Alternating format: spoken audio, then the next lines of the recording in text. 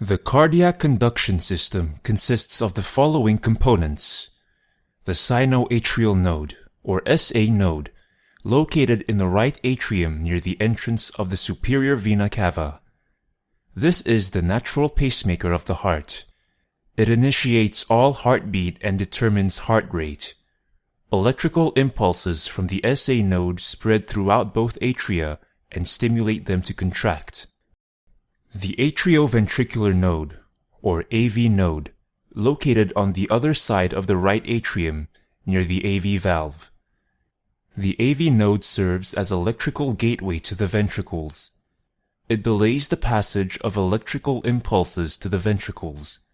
This delay is to ensure that the atria have ejected all the blood into the ventricles before the ventricles contract.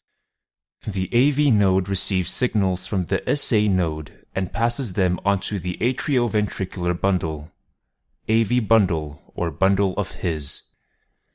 This bundle is then divided into right and left bundle branches, which conduct the impulses toward the apex of the heart. The signals are then passed onto Purkinje fibers, turning upward and spreading throughout the ventricular myocardium. Electrical activities of the heart can be recorded in the form of electrocardiogram, ECG, or EKG. An ECG is a composite recording of all the action potentials produced by the nodes and the cells of the myocardium. Each wave or segment of the ECG corresponds to a certain event of the cardiac electrical cycle. When the atria are full of blood, the SA node fires. Electrical signals spread throughout the atria and cause them to depolarize. This is represented by the P wave on the ECG.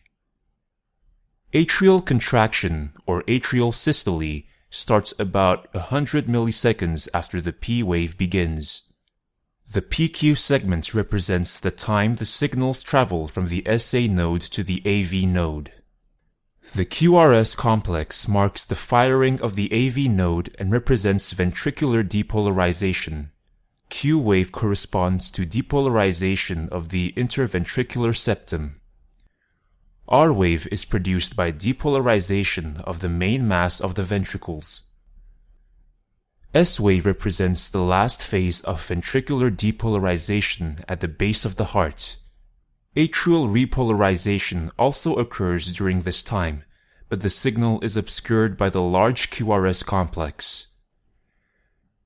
The ST segment reflects the plateau in the myocardial action potential. This is when the ventricles contract and pump blood.